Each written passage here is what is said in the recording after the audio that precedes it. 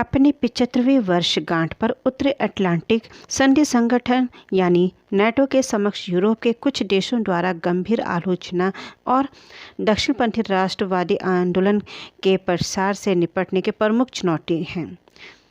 भारतीय परिप्रेक्ष्य में विशेषज्ञों का कहना है कि चीनी आक्रामकता से निपटने के लिए इन संगठनों में शामिल होने के अमेरिका प्रस्ताव को भारत पहले ही ठुकरा चुका है, क्योंकि भारत ऐसी किसी भी परिस्थिति का सामना करने में सक्षम है, इसलिए इसे नेटो की सहायता की जरूरत नहीं है। अगर भारत नेटो का हिस्सा बनता है तो उसे अमेरिका की सैन्य अड्डा स्थापित करने की मंजूरी देनी होगी, जो अस्वीकार्य है। ऑस्ट्रेलिया, इसराइल, जापान, दक्षिण कोरिया जैसे अमेरिका सहयोगियों ने सैन्य अड्डे स्थापित करने की अनुमति दे दी है, लेकिन भारत अपने संप्रभुत्व का उल्लंघन करने और वैश्विक जगत में अपनी स्थिति को कमजोर करने की अनुमति नहीं दे सकता है। भारत अपनी रणनीतिक स्वायत्तता बनाए रखने ते हुए रूस के कई वर्षों पुराने भरोसेमंद रिश्तों को खराब नहीं करेगा, जिससे अमेरिका और उसके सहयोगी के साथ यूक्रेन युद्ध के बाद संघर्ष जैसी स्थिति हो। नाटो में 32 सदस्य हैं। इसके अलावा 5 देश जापान, न्यूजीलैंड, इजराइल, ऑस्ट्रेलिया और दक्षिण अमेरिका भी इससे जुड़े हैं। इस सभी देशों का आपसी भरोसा बेहतर सहयोग के लिए अपनी रक्षा क्षमता और सुरक्षा व्यवस्था को बढ़ाना चाहिए। दूसरे, नाटो के सैन्य क्षमता अमेरिका हथियार और औजार की तरह देखा जाता है, जिसका इस्तेमाल वह राष्ट्रों के अपने प्रभुत्व जमाने के लिए करता है, भले ही उन देशों के ऊपर कोई सैन्य संकट ना भी हो। नाटो की स्थापना के इन 75वें वर्षों में अमेरिका सुरक्षा की धारणा को दूर करने की ज़रूरत महसूस की जा रही है।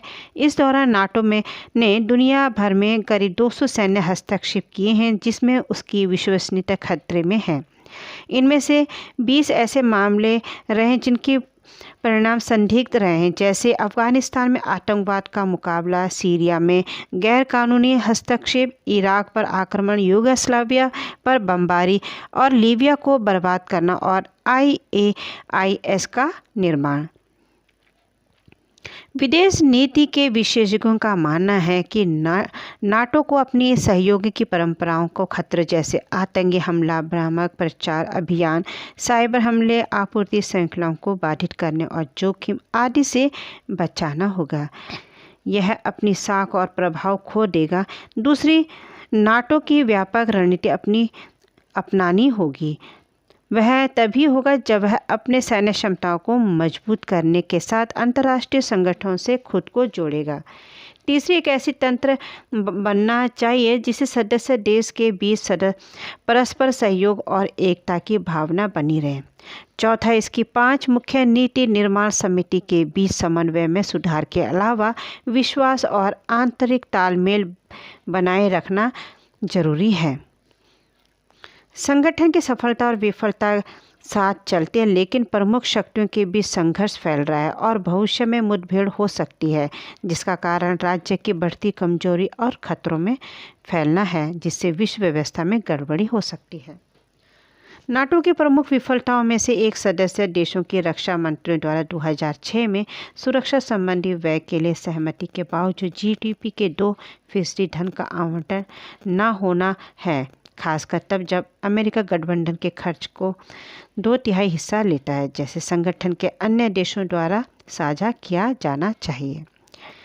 विशेषज्ञों का मानना है कि अपनी 75वीं वर्षगांठ मना रहे नाटो के लिए यह समय परीक्षा की घड़ी की तरह है, जिससे अपने सदस्य देशों के सुरक्षा और स्वतंत्रता के प्रमुख उद्देश्य की रक्षा करनी है, जो सैद्धांतिक रूप से अंतर्राष्ट्रीय व्यवस्था और जनादेश पर आधारित होनी चाहिए। नाटो की इस 75वीं वर्षगांठ पर उम्मीद की जानी चाहिए कि यह विश्व शांति पर खरे उतर सके, जो कि अभी तक यह साबित नहीं हो पाई है। उम्मीद है आपको यह एजुकेशन वीडियो जरूर पसंद आया होगा। मिलते हैं ऐसे ही अगले एजुकेशनल और मोटिवेशनल वीडियो में, और अगर आपको यह वीडियो पसंद आए तो लाइक, शेयर एंड सब्सक्राइब करना ना भूलेगा। Thank you so much.